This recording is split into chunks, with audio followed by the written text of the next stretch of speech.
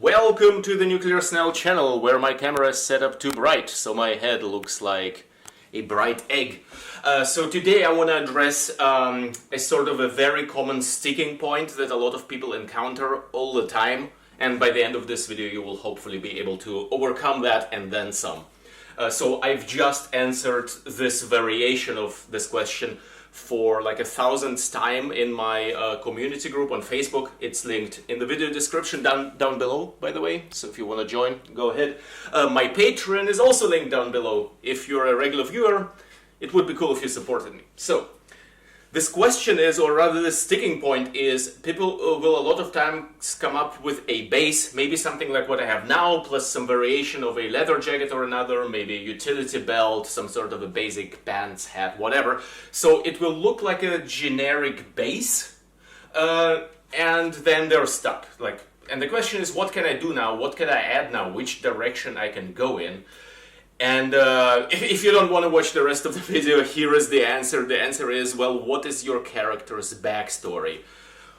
Are they a solo wanderer who goes between settlements, like in your RPG games, and adventures around? Are they a part of a raider gang? Are they a part of a militia? Are they a sheriff? Are they a deputy? Are they a trader? What is their job? What is their role in the fictional universe you are trying to bring to life with your costume? What's their backstory? And please do not say Wastelander. Saying Wastelander for a post-apocalyptic setting is like, it's like saying almost nothing. If this was a movie and you were asked, well, what's your role? Well, I play a character. Great. What kind of a character? That gives us nothing. That gives us the blank, absolutely basic base. It might be well weathered, it might be like even visually well balanced, but it still tells no story at all. Of course, not literally everyone is a Wastelander. There could be some people that are bunker dwellers, for example, or something like that. So a Wastelander does narrow it down somewhat, but nowhere near any useful metric. Are they a lone rancher guarding their farm from mutated wildlife and raiders? Well, they're gonna have some certain influences in them then, aren't they?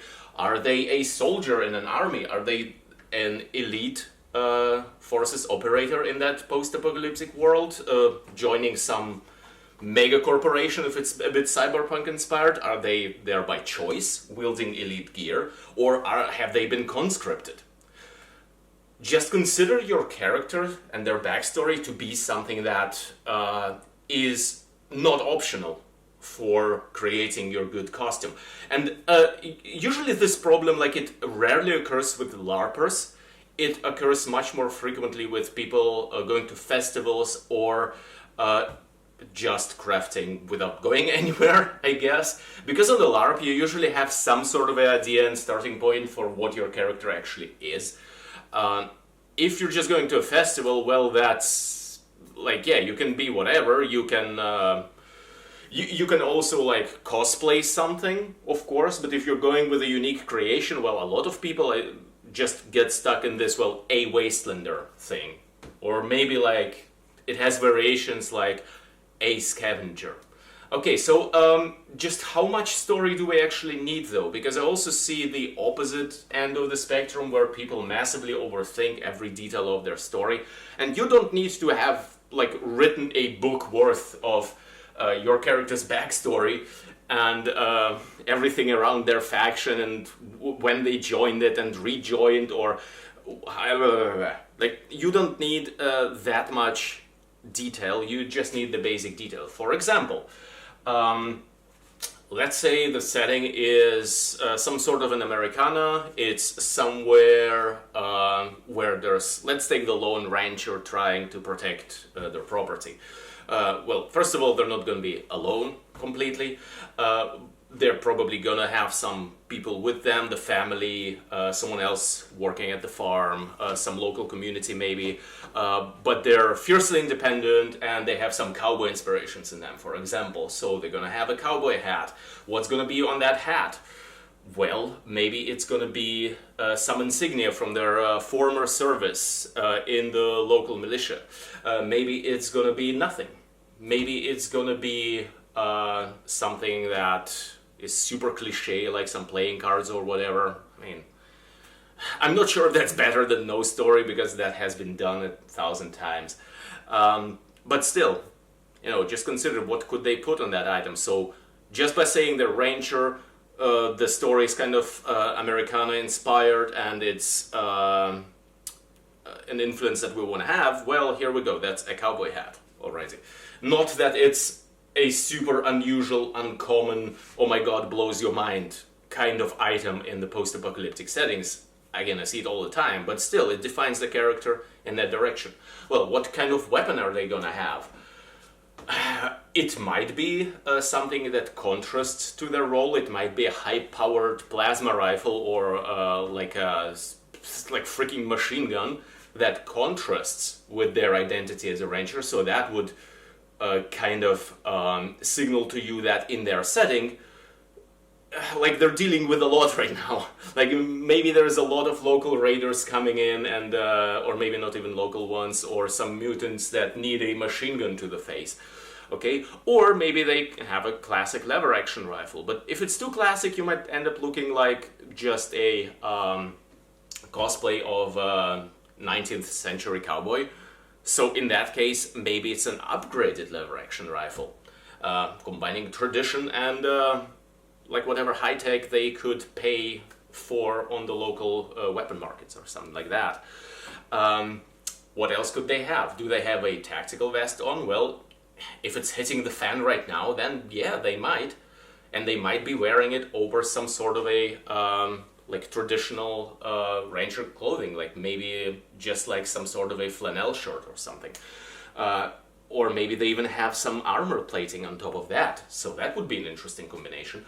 What do they have as a belt? Well, it could be a classic cowboy belt with some single bullets stuck in it, or it could be just something improvised. Maybe they just made something from a piece of fire hose to tie around themselves to carry the additional ammo bag. Or maybe they're not even carrying ammo. Maybe they're not under assault right now. Maybe they're just herding the cattle. So maybe they don't even have a weapon. Who knows, maybe they live in a peaceful region where it's not necessary. So then that changes the entire story and their entire layout. And that was just one example. I could do this with like 100 different characters. And how much have I usually done that for my characters, which usually falls somewhere into mercenary, soldier-ish, whatever kind of thing. Not that much, to be honest. Well, on this one, for example, like, I've custom made those bags to fit the big chunky mags which go with the Gauss rifle. And the plate carrier is made of leather, indicating that maybe they didn't have access to like modern tactical material, but still the shape is modern and tactical. So that signals a world where this kind of modern armor shape is a thing. So that's a lot of hints at the story and the backstory of the character and the world. And I could go on, but basically I myself usually just move within the realm of, okay, yeah, it's gonna be a kind of a fighter, mercenary, whatever, of course, because that's what I like doing. But then I'm asking myself, like, what kind of a weapon do I have? What kind of situations am I going to face? What kind of climate is it going to be? So here we have a thicker winter jacket. What kind of threats am I going to face? Do I fight alone or do I fight with others? For example, if you fight in a team, then it would make sense that you have some grenades on your back accessible by other teammates. If you're not in a world where tactical fighting, as it's known today, is really a thing, then no, you would not carry a grenade back there. So, do you carry water? Like, how much water do you carry? Is there going to be a resupply of water sometime soon? Do you have a filtration system for it, actually? Maybe your water filtration unit is big. Hell, maybe you're a water filtration unit salesman.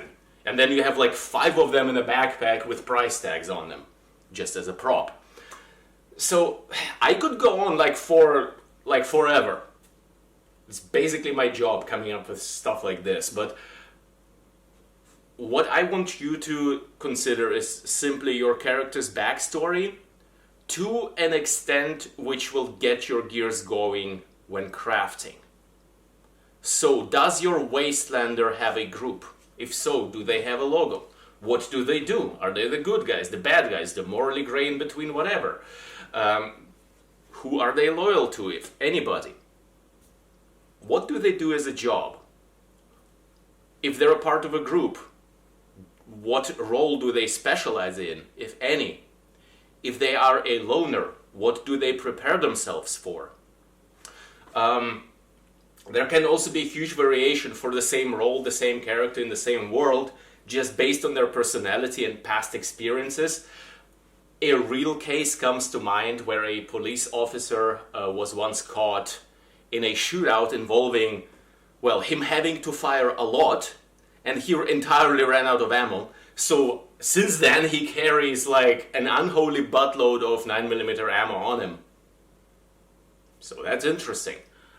Again, it doesn't always have to be a fighter. Maybe your character is a medic, and maybe they carry an unholy buttload of blood clotting stuff, or just bandages on them, like really many, because they were in a situation where there weren't enough sterile bandages, and that led to some avoidable death. So how is that for a backstory for carrying like an ungodly amount of bandages on you as a medic? Maybe their bandages are like all rusty and dusty and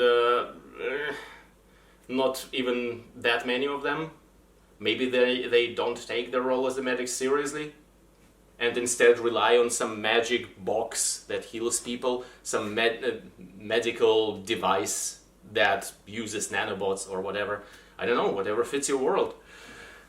There are many possibilities. So again, just consider what kind of steps you can take to just get out of this a Wastelander kind of state, or a scavenger. That one I also see a lot. Well, where is their big freaking bag to carry stuff? Where is their cart? Where is their rappelling system to get into bunkers? Where is their giant saw to cut into bunkers? Okay, let's say you're a raider. Sure, you could go like with something standard, or you can do like some of the Legends of Wasteland Weekend did, for example. Like there was one with a really big, like crab-like claw. Yeah, you're gonna remember that. Because it's special, because it's a deviation from the standard. But that's a different topic, sort of. So, what you need to do right now, if you're playing a Wastelander, is decide what kind of a Wastelander it is. So, what is your Wastelander? What do they do? If you have no idea, think about it. If you will never get an idea, at least roughly, then you will always look like a Wastelander, which is... it's undefined.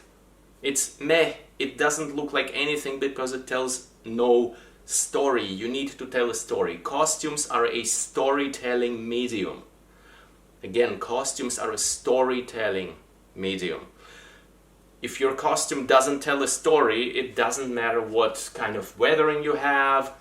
It doesn't have what kind of a story you have in your head, maybe, about this character. It needs to be visible in their costume. So, think about your story. It doesn't need to be crazy. It doesn't need to be super detailed.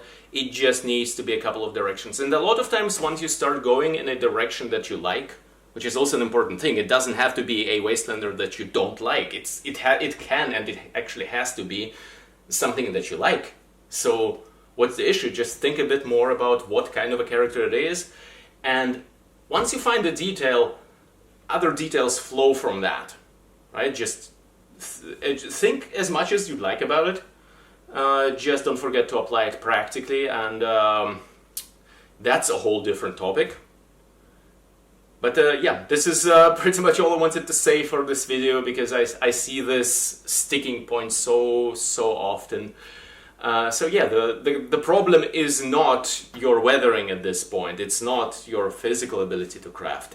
It's that you have not come up with a story for your character yet. Or the story isn't deep enough.